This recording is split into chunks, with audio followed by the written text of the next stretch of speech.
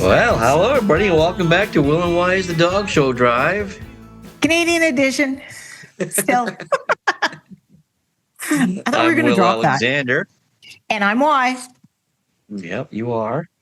And today in the Dog Show Drive, we're going to talk about memorable dogs of the past from last week's question. This week's topic is going to be judging tutorials for foreign judges. We also have another first. So that's a new segment we have where people call in or write in about their first experiences at dog shows, be it a win, be it being a big dog show, etc. And an incredible stud dog ad pulled from the archives of Kennel and Bench. All that.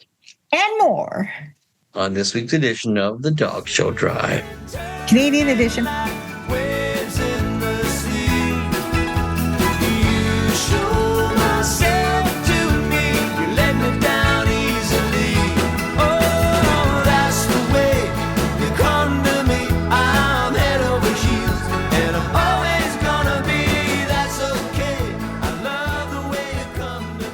Hi, why? I will. I'm exhausted, Yvonne. I heard. Exhausted. You showed dogs. I did. I showed, and how exhausted I am. The three dogs I showed. How exhausted are you? The three dogs I showed, they're in the kitchen fast asleep. They're exhausted as well. Everyone's tired. Oh. They are. Yeah. So you were at what? You were at Barry. The Barry Kennel Club, yeah. Mm-hmm. Yeah. I showed my Beagle girl, Mia. I showed Irish Setter Ember, who's a Johnny daughter. Yes. And then I showed my baby. Well, he's not a baby anymore. He's 6 months old. Oh, he's still kind of. Border Terrier, Henley. Ah. Yeah, Henley. His name is Life in the Fast Lane. Don Henley. Yes, I get it. Thank you. Thank you for explaining that to moi. Life in the fast lane. But yeah, that's what I did in the weekend. I hung out with a lot of my friends. It was fun to hang out. It was, even though I was exhausted, it was fun. It was fun to be back. Yeah. Yeah. It is always fun. So when after I showed Fanny that the other weekend, how sore are your thighs? Not my thighs, it's my feet. Oh, really? Your feet? And the show was held at the fairgrounds, and there was a horse show going on as well. And Todd Jardine, remember Todd Jardine? Oh, I do. TCJ Dalmatians. Yeah, Dalmatians, great Dalmatians. Mm-hmm. And he came over to see me, and he had just gone Best in Show at the horse show. Nice. And he came over to see me, yeah. Nice. So remember he had that beautiful Dalmatian bitch named Reba. Yeah, he had a lot of good Dalmatians. Well, he did. That's true. Yeah, Angus. He really did. Remember we showed Angus. Yes, Angus. Yeah. That's another story. That's a total other story. Yeah, he was a vocal one, that Angus. Yes, he was. But yes, but it was great to see Todd. Fantastic. He looked exactly the same. And we talked about hockey. Shocking. As usual. And everybody was there. Colin was there, and and my new shirt. Nancy Johnson made my new shirt for me. DST, Dog Show Tips. Dog Show Tips. Very good. Yeah. But it was a fun weekend. It was a fun weekend. Good. Yeah. Who were were there any foreign judges there? I thought there was. Yes, there was Vladimir Pisquet from Slovakia. Gerardo Bernard from Mexico. And Pamela Douglas from New Zealand. Oh, nice. And from Niagara region, Olga Gagne. She's such a nice lady, too. She is a nice lady. Yes. Well, that's good. That's good. I'm glad you had a good time. And it was fun. It was fun. I did not do anything really doggy this weekend other than, I took my dog for a walk. But... It even hurts to lift my bottle of water. Oh, no. Watch the Blue Jays. We're on a roller coaster now. We're on a roller coaster with the Blue Jays. Win and losing. Now they're not up any games. They're tied for first in their division. Oh, really? They blew the 4-game lead? Holy Yes. jumpins. Yeah, but this was their tough stretch that they were going through. So we'll see. But they blew out the who did they play last night? I even watched it. I don't know. They blew out somebody last night. Was it who did they Like play last 15 night? I to know it 1. was yeah, 15 was to it 1. Colorado? Was it who was it? Yes, I believe you're right. I believe it was Colorado. Oh, I took my notification off my phone. Anyway, Yeah. so watch that. Yeah, that was pretty much my weekend. And I'm getting ready. Well, I'm getting ready for my show this weekend, the show that I help run. The Avon Kennel Club? Yeah. Yeah. The Y Kennel Club, YKC. I sound like a airplane destination, an airport destination. Anyway, we've got that. So I just a lot of logistics. People don't realize the logistics that go into the show. Oh, I know. As I'm coordinating judging pickups and dinners and all kinds of stuff. So anyway, making sure that, my mom who said she would help will actually help and not forget. So give her a phone call and reminded her. But other than that, it was a nice weekend. I hope we have a nice weekend. My friend Peter Frost is going to be at your show. Yes, he is. I'm very looking forward to meeting him. I haven't seen Peter in a while. So. Yeah. So I take our foreign judges, I take them around my city and show them all the sites. And there are a lot of them. And there are. I didn't say a word. I know. I just like the way you defend Thunder Bay all the time. Even without any antagonistic. Yeah. Thunder Bay. Are you ready, Thunder Bay? That's because you guys have always bugged me about Thunder Bay. So anyhow, he will see our many fascinating sites in Thunder Bay. So I'm looking forward to it, but it's tiresome because you just until you get going into the doing it. Then wish I had a green screen on a Wayne's World. Here I am in Thunder Bay. I'd put the green screen. I'd put you on the top of Mount McKay, and then I'd push you off, or take you out to the Sleeping Giant and push you off into the lake. Lake Gitchigumi, to be exact. Gitchigumi? Is that the one from the Gordon Lightfoot song? Yes, it is. Yep. She don't give up her dead. Lives on run. Yep. All right, we better get on with the show. All right, so let's go with this show. Let's go across Canada, driven by Show Scene Magazine, where every dog takes center stage. So last weekend, last weekend, Campbell River Dog Fanciers Association held in Campbell River, BC. They had 3 shows and they had 671 dogs competing, which is up quite a bit from last year, where they only had 435 dogs competing. So that they went up. Yes, that's great. And then moving eastward, we are going to Alberta Kennel Club in the Foothills, Alberta, August the 1st through the 4th, and they had 4 shows and they had 2,086 dogs competed, and that's just down a bit from last year where they had 2,182 dogs competing. So they, I wonder if those ones that remain, they stayed in BC. Yeah, they might have. They might have. You never know. Muskoka District Kennel Club held in Bracebridge, Ontario, and that had 5 shows, and they had 874 dogs competing. So that was really nice, and that's up from the previous year of 718. So that's a good job. That's almost 200 dogs. That's pretty good. I like that little show. My friend Chris Mocon lives in that town, Bracebridge. Yes, I know that. Yeah. I'm going to see him next year. I'm on that panel next year, so I'm going to make a point of going to see him. Yeah, I haven't told him yet, so if he's listening, Chris, can I stay at your house? Hi, Chris. I haven't seen you in 20 years. Can I stay at your house? And then Barrie Kennel Club, where you were, Barrie Kennel and Obedience Club, held in Thornton, Ontario, and they had 3 shows, and they had 705 dogs competed, and that's up from last year where they only had 634 dogs. So that's up good. 70 dogs. That's great. And then as we continue eastward, Société Canine du Québec in Saint Isidore, that had 3 shows, 505 dogs competed. Monday results were not posted at the time of taping.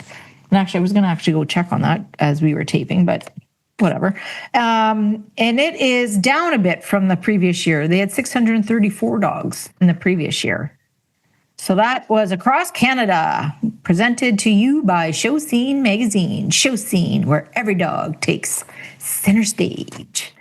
Then we have our upcoming shows brought to you by Canuck Dogs, your source for Canadian dog show events online.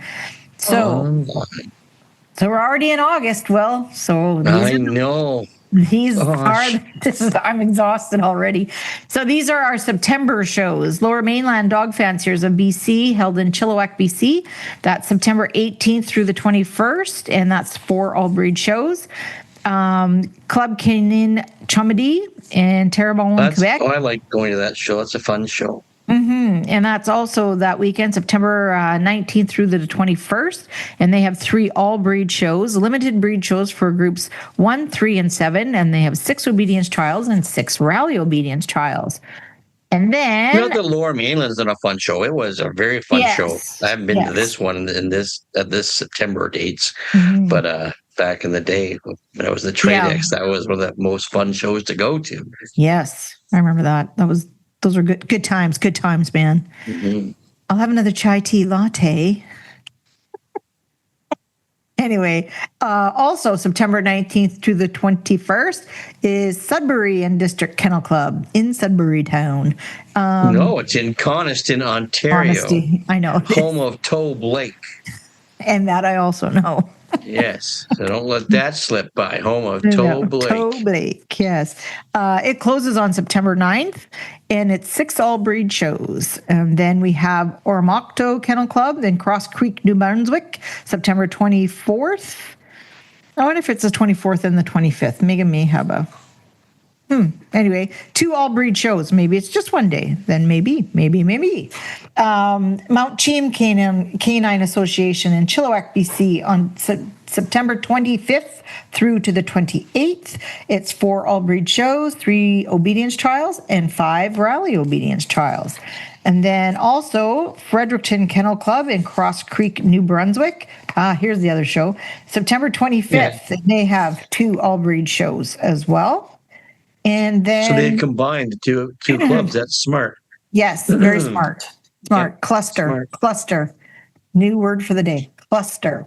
Then we have Burlington Kennel and Obedience Club in Grassy, Ontario, starting September 26th, ending on the 28th. And the closing date on that is September 10th. And it's 3 all-breed shows, limited breed shows for groups 4 and 7, and Dogs of Asia. Ooh. That's exciting. That'd be interesting.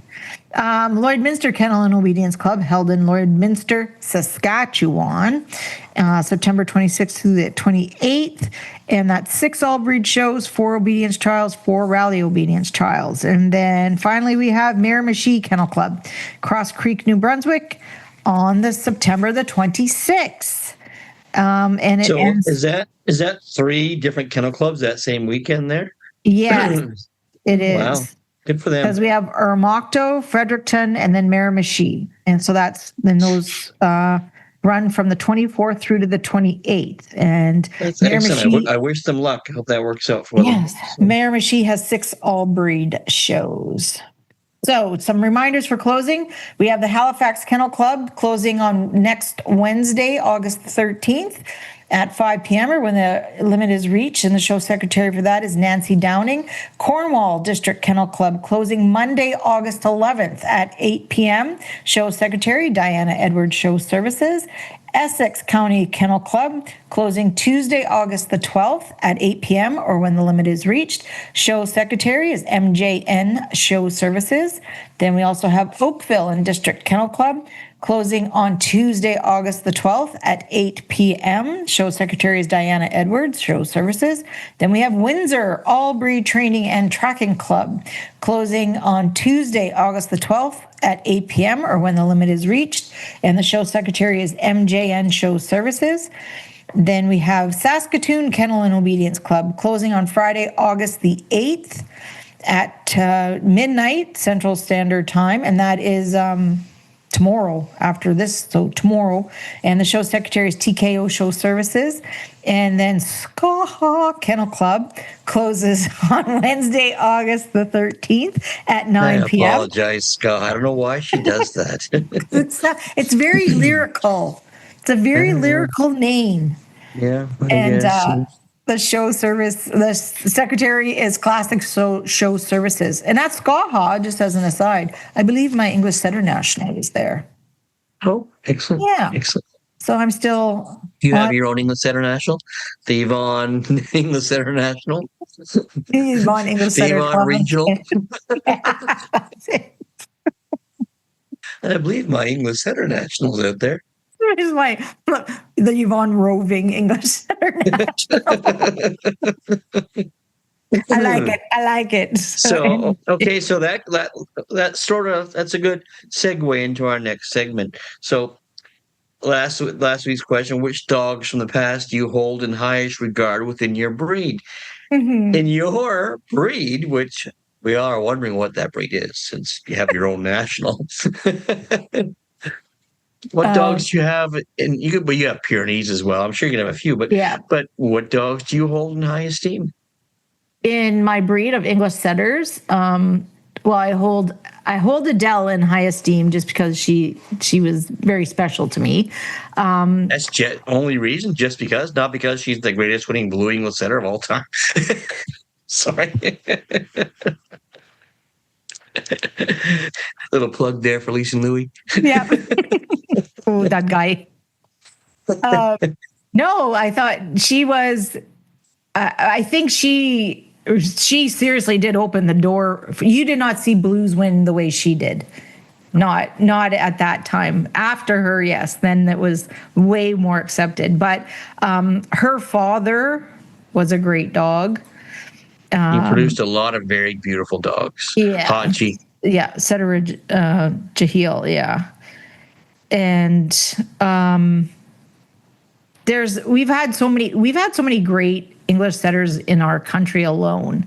You know, out west there's Hillary and with Seven Oaks. She's had some beautiful bitches. We breed really beautiful bitches, and then Reed. Well, if you want to think about it, that started with Fantail Sunshine, man. He got us all thinking about English Setters back then. Exactly. So he really did. Yeah. Sonny was an amazing dog. I got to transport Sonny once for Garrett. Oh, did you? He liked to talk.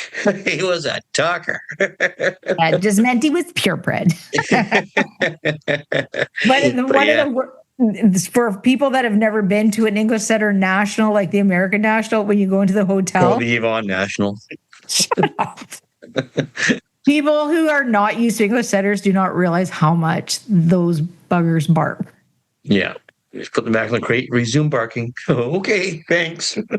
Like English Setter puppies, it's common knowledge that they're sold with a bark collar. It's part of their puppy pack. But we were so lucky back when that happened, because right before Sonny, I believe, was Storybrooke's Marauder. Yes, it was shown by Bob Whitney. Yeah, he was top dog of Reed Watson, and then after there was a break. But in between that break, an English Setter was #1 sporting dog, a different one.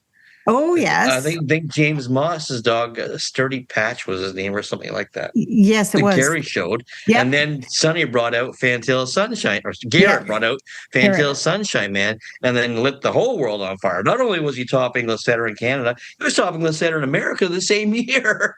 Yes. Was it Fieldstone's Sturdy Patch? No. No. I can't remember, but it was Sturdy Patch. Fieldstone was George and Marianne's kennel name. I don't know but his name was Sturdy Patch, I think. Yep. Yeah, I'm pretty sure you're right there. And I'm pretty sure the owner was James Moss. Yeah. So, and then and like a breed that I only associate with because of my brother Raymond, Whippets. The bitch that he bred, Moxie. I revere her as like that's my template when I look at a Whippet. Yeah. So, and especially for her movement too, because she was such a beautiful moving dog as well.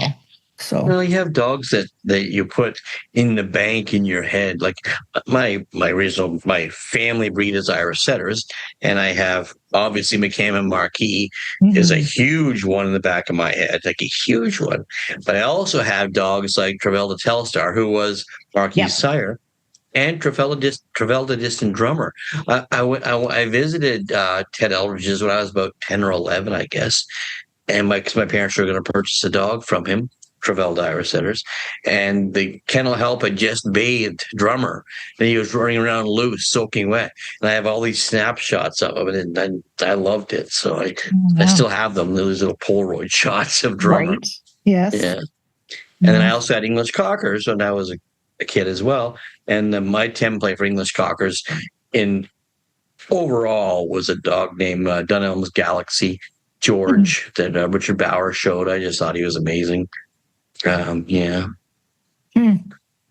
Interesting. What about beagles for you? Miss Fleetwood, Judy was my favorite. Like when I got to see beagles and really take in. I have personal favorites I love because of who they were, but I loved watching Judy. Right. Yeah. And also, but English Cockers, I don't want to leave out Newsflash. Ginny's Ransdale's Newsflash. He left a big mark on my brain about English Cockers too. I can still see the Santa Barbara group picture in my head. Oh yeah. Yeah, that's a good one. So, all right.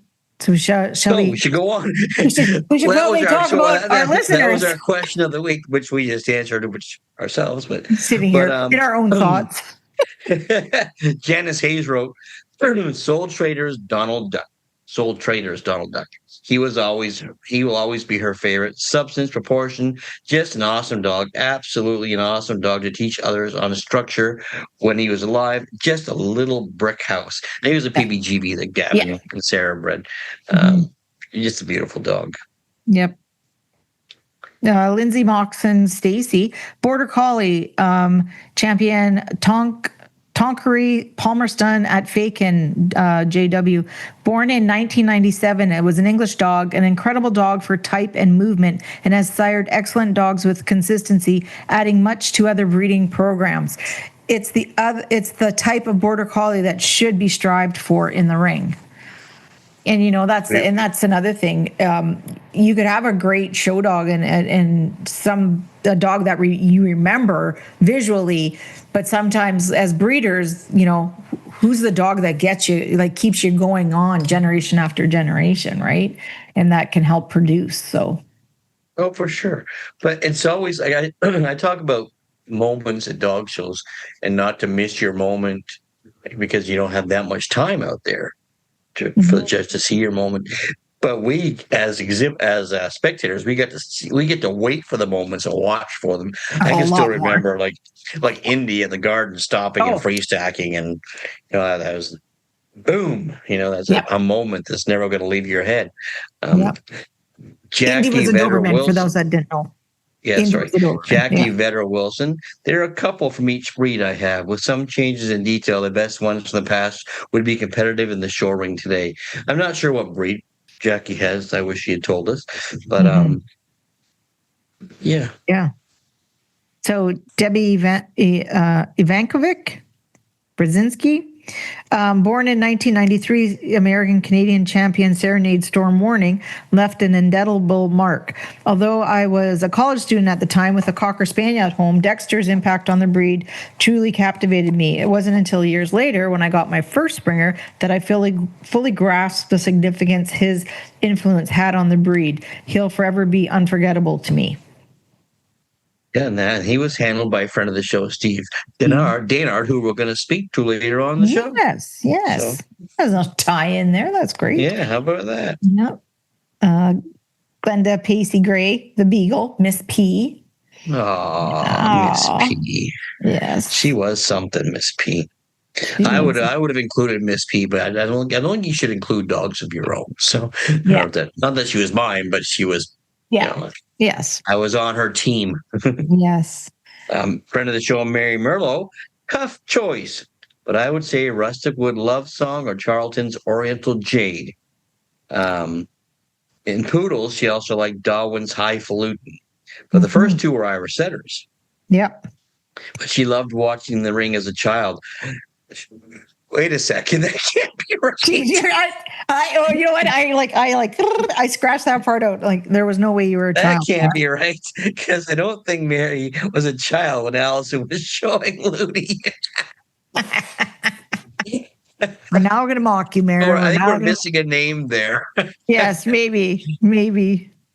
That's funny. So, and then Patty Keenan wrote in, without a doubt, champion. Is that Celine Masquerade, a Brussels Griffon? The incredible Lincoln contributed so much to the breed for generations to come. So I think Paul Catterson was that dog's handler, Lincoln. I'm pretty sure he was. Yeah. Okay. Yeah. Who later on showed dogs for Patty as well. So, Roxanne Romero Leyland, she had a Springer or Spaniel Lab Cross who was the sweetest dog ever. Because of him, I found the Springer Spaniel had all the traits I wanted in a dog. I haven't been disappointed. I have had 5. I hold each one in highest regard. That's great. Yeah, you do it. We all do. We all hold our own dogs in high regard, and you should. Yes. So. And then Catherine Picard says the Sheltie Peter Pumpkin established true Sheltie type and stamped it. Oh, I like Catherine. Haven't seen her in a while. Shows. Huh. And then my friend Ty Minoy, he put Champion Lambert's Miss Fleetwood. Judy was the one. And I think he also had a post where he said Adele as well. So yes. Well, you're lucky, Ty. You're lucky I read the whole thing.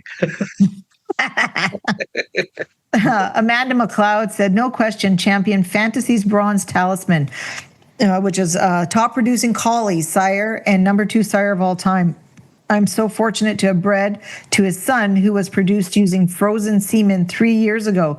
You'd be hard pressed to find a pedigree that doesn't go back on him. Now, you want to know an aside on this? I know for a fact that breeding frozen semen in collies is very, very, very difficult. It generally just does not work. It's something to do with collie. Why? What are the differences? I don't know, but rarely do you ever hear of frozen semen breedings with collies. I know we do it like a lot with setters and stuff, but yeah.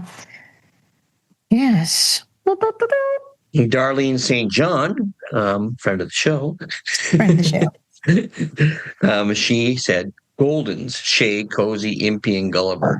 I know Gulliver is Judy Taylor's. I know Shay is Karen Kluman's. I'm not sure about Cozy and Impy, though. Mm-hmm. And then Heather Peterson, my très bien lived up to her name. I'm not sure who that is. It's a good name. And friend of the show, Nancy Johnson, T-shirt designer Nancy Johnson. Yep.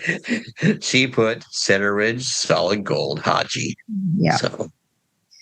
And then Michelle Lambert Ewing, Doberman Grand Champion, Protocols Vinny Vidi Vici, and Fifi, and Whippet Champion, Grand Champion Sporting Fields Bahama Sands, Tawny. Well, I enjoyed watching both those dogs show, Fifi and Tawny. I remember Fifi, Yeah, they were fun dogs to watch. And then that's the thing, it goes back to moments, because you say their name and I bring the moment back up as long as my brain is working. Yes. Mary Freeman, Nicholas, of course. And who is Nicholas? She's referring to my old Irish setter dog, Nicholas. Winwood's Northern Lights. And he's actually, he was a son of one of Jill Taylor's dogs. Yeah. And Barb Cole. Samoyeds, champion Wolf Rivers Terra, long time ago, not another like her. Wow. It's amazing, those dogs, when they leave that kind of impression on you. Mm-hmm. And it makes you strive, I think, in your own breed. thinking of those dogs, and it's amazing. Like I remember when I first saw Miss P in AKC, she was a puppy. She was in the puppy class. Yep. And I was so infatuated with her. I was just I know. totally infatuated with her. I remember. And I got on the phone and I called Eddie and I said, I think I just found the 15-inch Miss Fleetwood, because Eddie owned Judy, Miss Fleetwood. Yes. She was a 13-inch and she was my, the one I wanted. Every beagle I looked at, I was looking for traits of Judy. And when I saw Peyton, Miss Pia, that's the first thing that came to my mind, was that I think I found a 15-inch Miss Fleetwood. And I called Eddie that day. I remember. So it was a very exciting time. Yes, because I remember you dragging me over to that ring. Why? You got to come see this baby beagle. And I was like, okay. Oh, I was infatuated. Yeah. So that was our question of the week, and that's brought to you by ProPlan. Fuel the champion in your dog. So this week's topic is brought to us by Canadian Dog Fans. Here, a weekly summary of purebred dog events across North America. International judges, the pros and cons of having international opinions, which this past weekend in Barrie, there was a broad spectrum of them, with New Zealand and Mexico and Slovakia. And you got to watch the different styles they had. And we had already come up with this topic before that show. Yeah. So I have nothing to do with that show. AKC always has a variety of foreign judges too. But I'll tell you what we're talking about in this topic and this question. We're asking about tutorials for foreign judges, because, and nothing against how they judged this weekend, because they all did a fine job. But you could tell that, no, Gerardo, he knew our system pretty well because he'd been here quite a bit. But the other two, Pamela Douglas and Vladimir Piskay, I think they're relatively new to our system, so they took a while to catch on. I think especially, I think in Pamela, I think in New Zealand, it must be the same rules as Australia, where the steward does most of the paperwork. Oh, yes, yeah. And she was unsure of us, and she caught on quickly.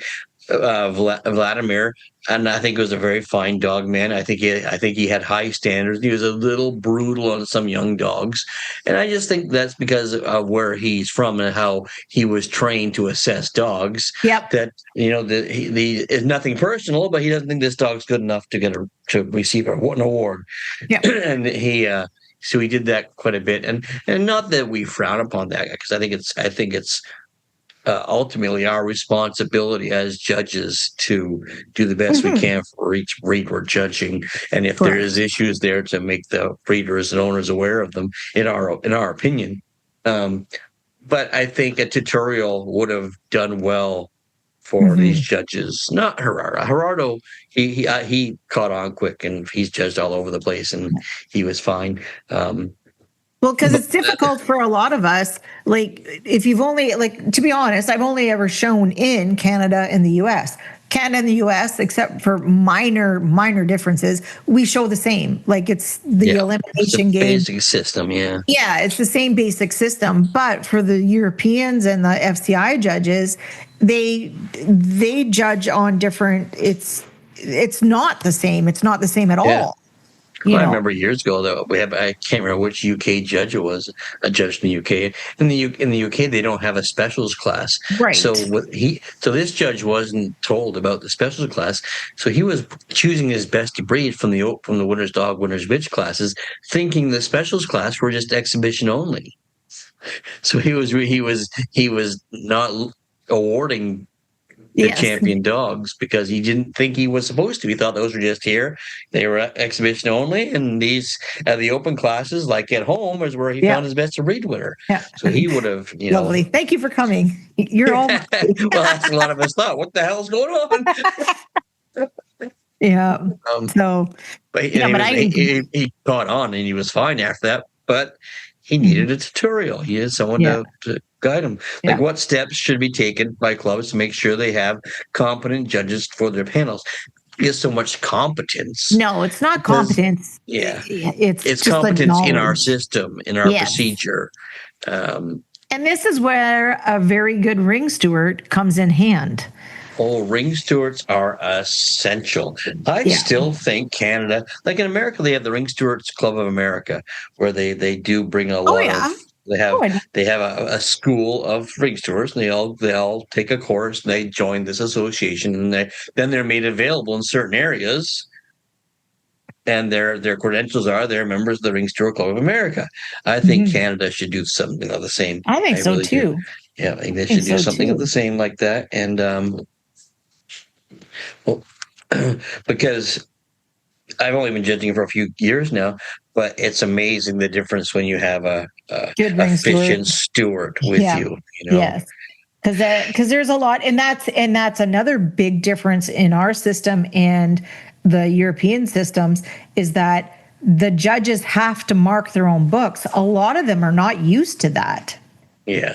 right? But They're especially in stewards. Australia and I think New Zealand as well, they don't do any of that. They No, just judge the dogs. the That's all they stewards do. take care of So all of that, and in here, that is probably the hardest thing for them to get used to is to marking their book because it's just not done there like that. And then that's when your really good ring steward comes into play, that you're making sure your judge is marking their book. You're making sure they know that, select dog cannot come from the classes, et cetera, those, because there's all those little things that we take for it's not granted. really fair to them, to just be No. like they can do like in our next little point here is what should international judges do to make sure they understand North American judging and standards. Well, the standards because there are some differences in our standards, Yeah, for and I think sure. that I do believe that if I was judging in say Slovakia, I should adhere to their standards. I shouldn't Yes. adhere to our Canadian standard um, for any differences. But I think it'd be hard for if they didn't have some sort of tutorial to fall back on. How would they know our system? How would Mhm. they they could always ask the club members to give them some sort of idea, but it depends who they're speaking to, right? Well, exactly. And the other thing is like you could sit there and you can read something, right? You could read, it goes like this, and this. But then you get into the real life situation and, like, for example, like the best puppy thing. That confuses a lot of people because, I mean, puppies could still be in the specials class, but they're still eligible to compete. And you have to Yeah. realize that that puppy is still eligible, and they're It's a process of elimination. And once you think of it yes, that way, you figure it out. yes. Um, And that's where your good ring steward comes into play because you're yeah. good ring steward. But it's you sit there, like I said, you can sit there and read something, but often I'll read, when I was reading the rules, I'd be like, shut up. So then you sit there and you go, well, so what happens if, like, you could still have questions about it and you need someone to Right. explain it. So, you still, that one-on-one personal time with someone would probably be valuable too, right? And it So, falls back on a previous episode we had about field reps. Because in America, when you show up even as a new Canadian judge, they'll pull you aside and they'll go through the system with you, make sure you understand yeah, everything, especially their yeah, owner handler system. And if you have any questions, they tell you if you have any questions, they give you their cell phone number because they're on the property yeah, somewhere. Call them and they will come and answer your questions before you make a yeah, mistake. I yes, think that would be really important. I know they say AKC or CKC can't afford it, but in some way there must be a way we can have such an individual on the property to help yeah, these judges. Because yeah, I know this weekend, I believe Olga Gagne was asked to go and talk to one of the foreign judges, and then that's great that she did because yes, no one knows the yes. system better than Olga, but it shouldn't fall to Olga. She's there to No. do her Well, job. She's judging. So maybe that's like now a mandatory position on the club, the rules and regulator person, or is that part of the show super's job now is to be able to assist foreign judges in the But procedure. I think it wouldn't hurt to do what the AKC does. Mhm. Have the foreign judges check in with the show super and have them sit down and talk about Yeah. the system before they proceed for Yes. their day. Yeah. Yeah. The other thing that with foreign judges is we are lucky that most foreign judges speak English. Yes.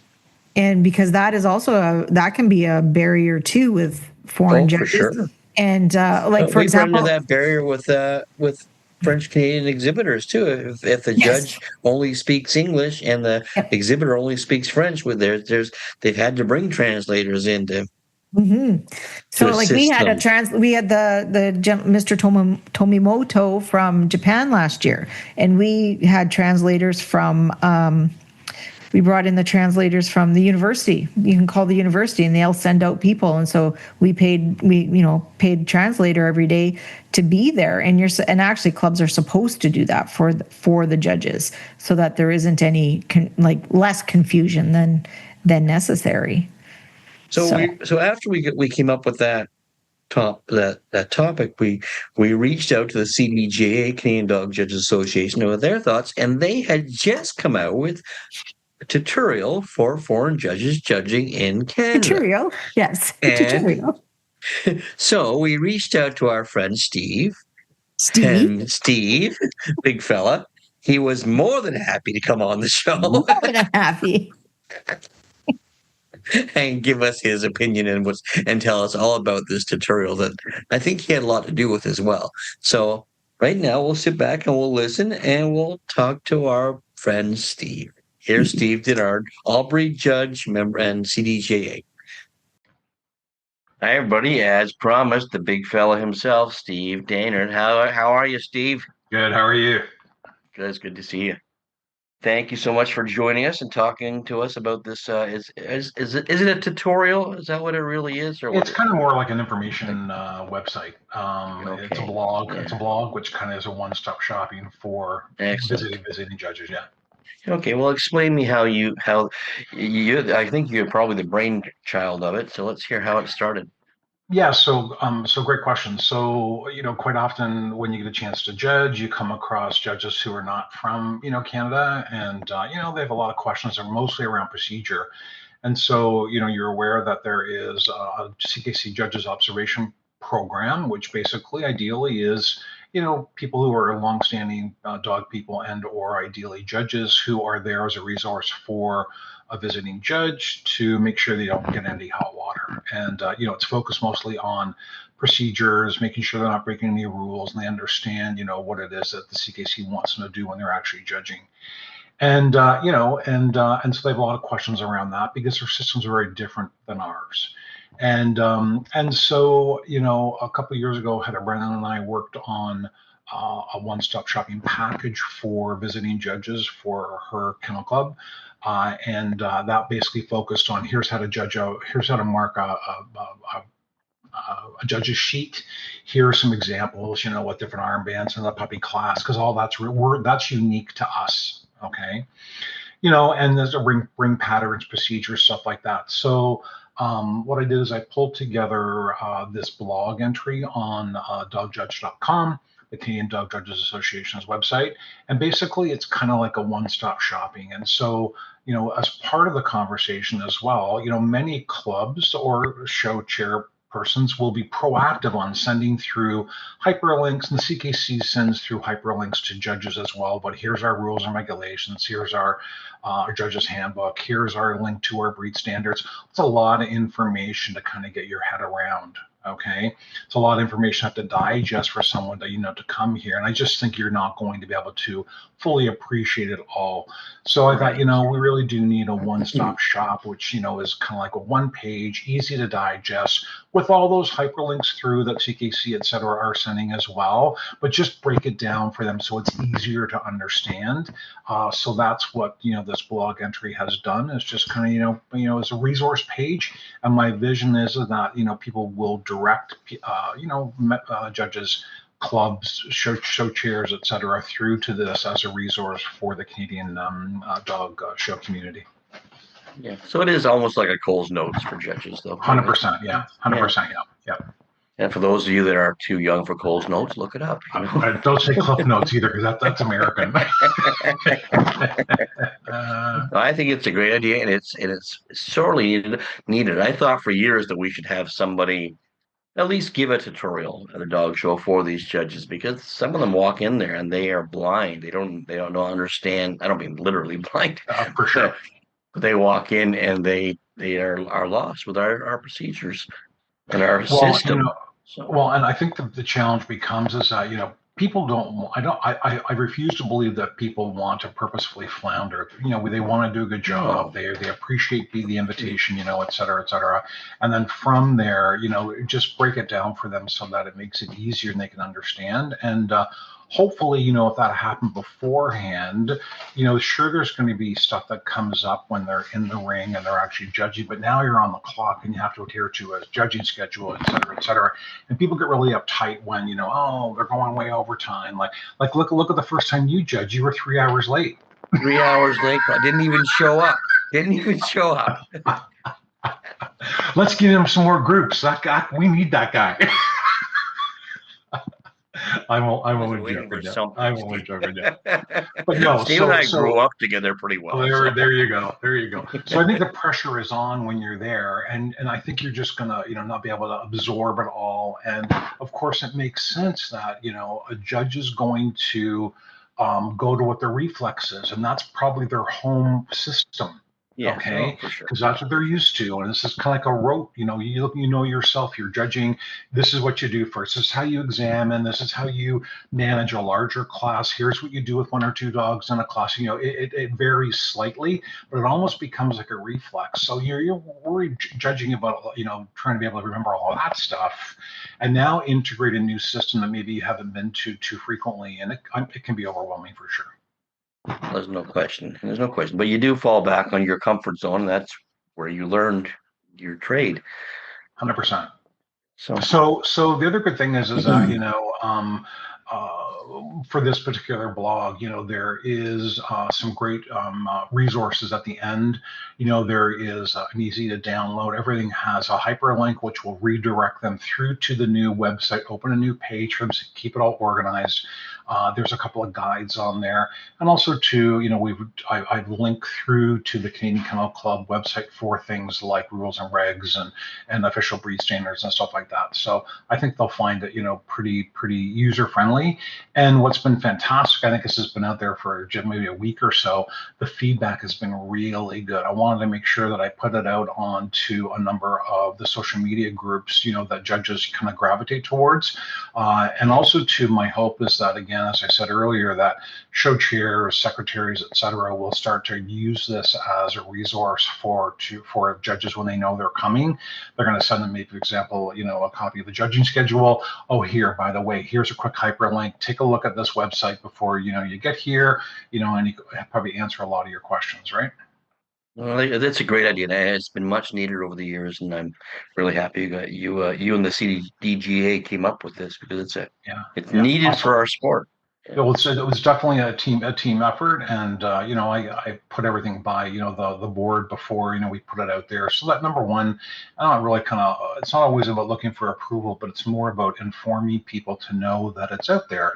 You wouldn't want somebody to come up and say, oh, hey, well, hey, great job on that post for CJ, and you're a board member and you're like, what? Oh yeah, what? I mean, you probably do that anyway, but I'm saying it'd be nice to be informed, right? I like to take credit. So. Awesome. So, along that line, if you think of any, or you get any feedback from people who are wanting to, hey, could you include this?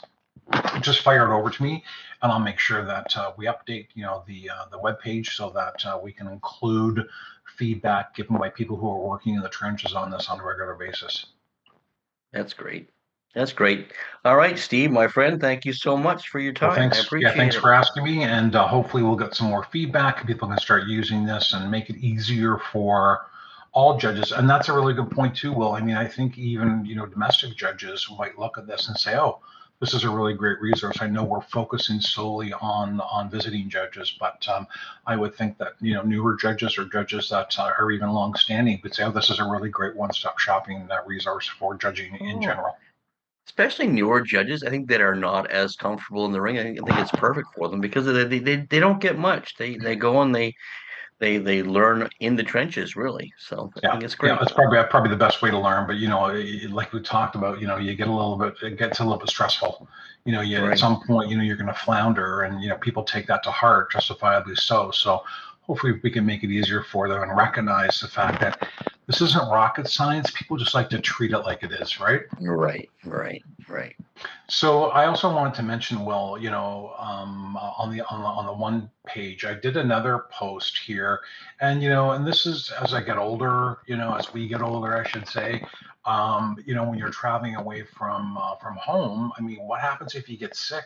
So I pulled together a blog post on the CJ website as well, and this is kind of what happens, when you're traveling and all of a sudden an emergency happens, a medical health situation, touch wood, you pass away, what's going to happen here? So this kind of looks at it from a family perspective, and I did up a couple of downloads. And so the one download is a one pager. And basically what it is you're leaving this with your family member, your emergency contact, and it's where you're going to be. What's the kennel club name? Who is the contact person? What's their pertinent information? Where am I staying, et cetera, et cetera? That's number one. And then there is another one pager, and this is what you're going to give to the show chair, the person who's contacted you to judge. And it would be your emergency travel medical, policy number, the 1-800 number for that. Who's your emergency person? I know a lot of kennel clubs ask for that, but this takes it one step further. Or do you have any, allergies or what have you, in a medical context that, they need to be aware of? Because the reality is that, touch wood, if something happened, and I had a real scary situation last August when I was in Mexico, and thank God to the show chair gentleman, he was fantastic, and so I ended up in emergency, and it was it got rectified really quickly, but it could have gone very differently. Exactly. And so this is just about being prepared, and as we observe, there are a lot of judges who are aging, and nobody ever wants to kind of really have to deal with the fact that this may happen, but I think it's a reality, and we should be a little bit proactive, I should say, about it, so that we can be prepared just in case. And ideally, you never have to cash in on that, but if you do, then hopefully things will work. So where can we find these downloads? Yeah, so that's on the website as well, and I'll send you through the link to that so you can include it in your notes for this. So I think that's another really great resource as well. In my notes for this, you think I'm taking notes, Steve? Well, whoever it is that's pulled all this together for you, they can put it into the notes area. But one other thing that I really want to, when I was doing my research for this, one other great recommendation was, there is actually a Global Affairs Canada, and there is a website where you can actually get in touch with a consulate. So touch wood, I've always heard through the grapevine that if a judge passed away in Australia, for example, like how would you get the body back, et cetera, et cetera. And so somebody had mentioned to me about involving the Canadian consulate at a level, because they can come in and assist the family in coordinating those things outside of Canada's borders. So there also is a hyperlink through to requesting emergency assistance outside of Canada. So I think it's a really good little snapshot as well, that people can have available for them. And hopefully we never have to refer to it, but in the unlikely event that emergency situation does happen, I think it's a great one-stop shopping as well. Well, you don't think about such things. Well, you don't want to think about such things, but it is very important. So Thank you, Steve. All right. My pleasure. All right. Well, thank you again, Steve, for spending your time with us. And I'm sure I'll see you somewhere. Sounds good. Okay, Steve. I'll talk to you soon. Big fella was good, wasn't he? I knew he'd be good. I knew he's always good.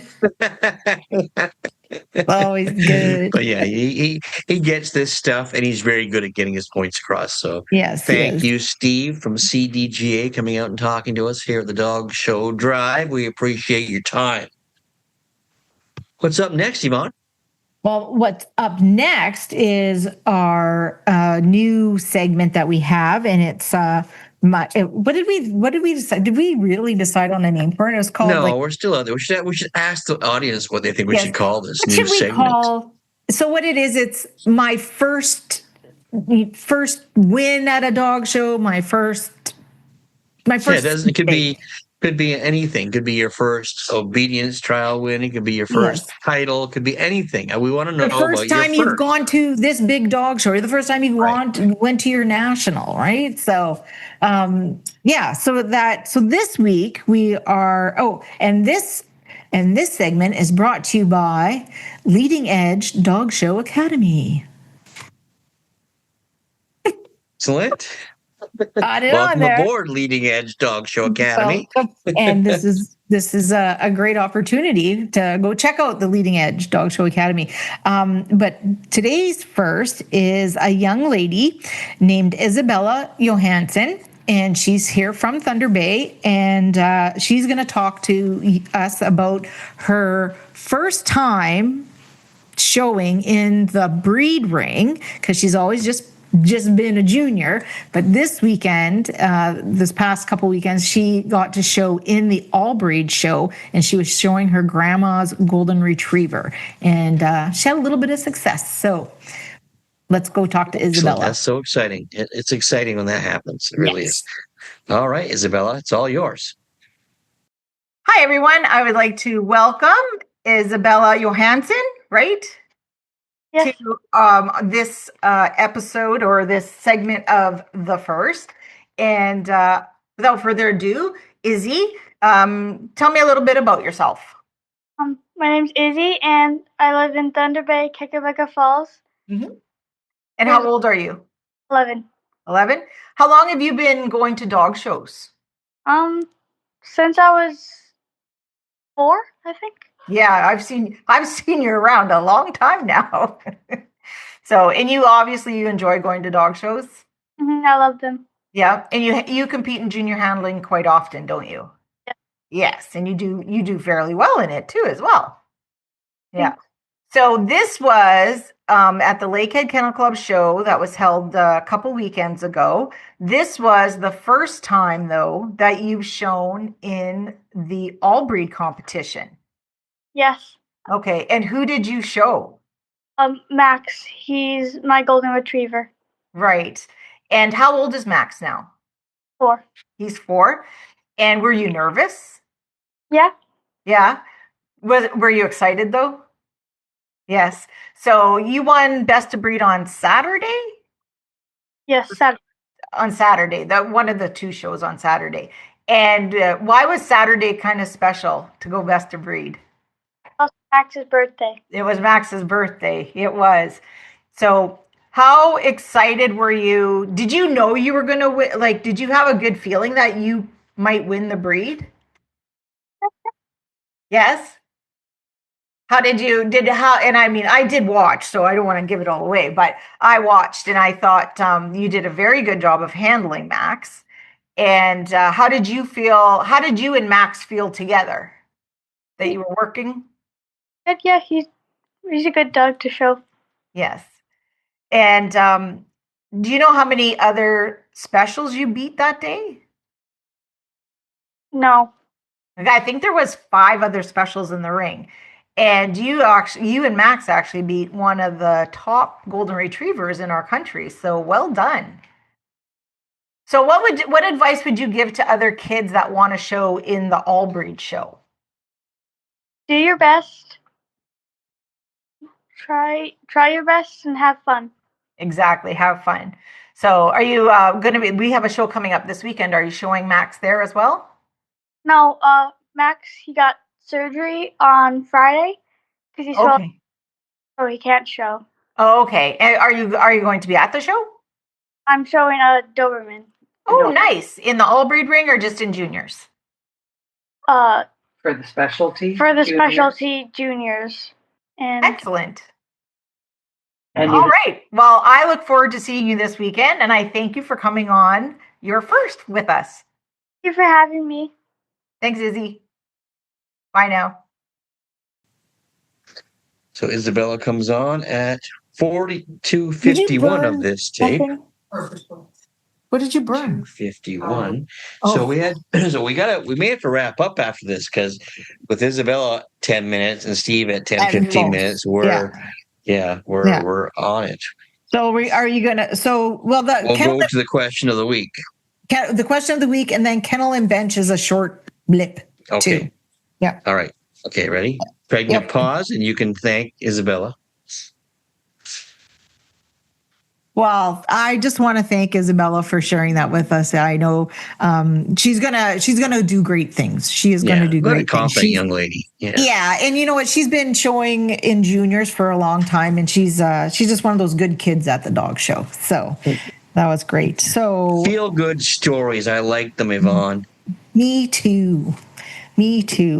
So what are we doing here? Oh, the question. So our question of the week, brought to you by Pearl Plan, is do you believe that foreign judges should have a tutorial about judging in Canada before they can undertake their assignments?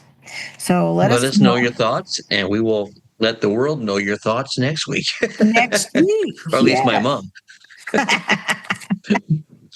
So it's getting close to the end here, but we also have something from Kennel and Bench that we've pulled out. And I just think this is did you read this, Will? This is funny. I did, yes. This is awesome. If only you could advertise like this today. Yeah. So you could try. The blowback would be amazing. Anyway, this is from Kennel and Bench, September 1910. And this is how to advertise your stud dog. So it's not a boxer. It's not Mrs. Whitmore. Okay. No. So at stud, $25. The best party color stud dog in the U.S. or Canada. Champion Silver Blaze. Now, this is a Cocker Spaniel.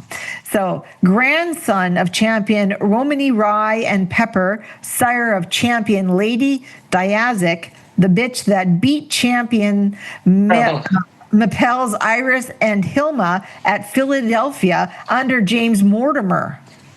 Silver Blaze has defeated such dogs as Mapel's Shotover, Champions Chief 2, Lucky Brookside, Chieftain and Rival King.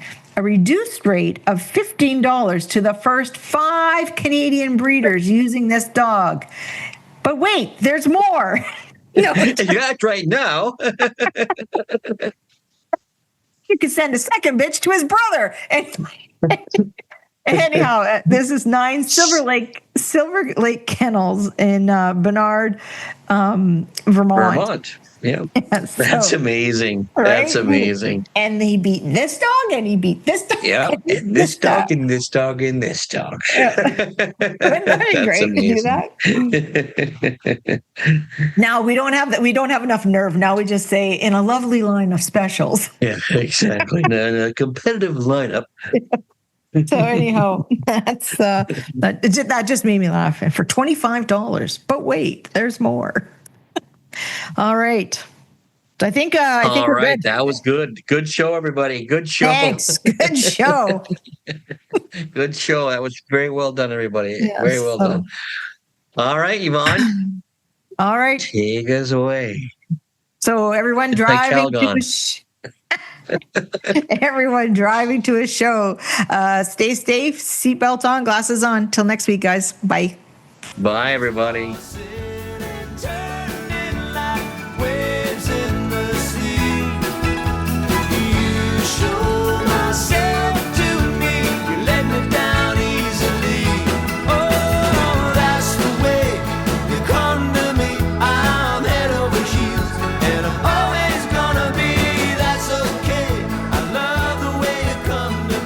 Heels, written by Jim Cuddy and Greg Keeler and performed by Blue Rodeo. Is that long enough, Doc? Yeah, really.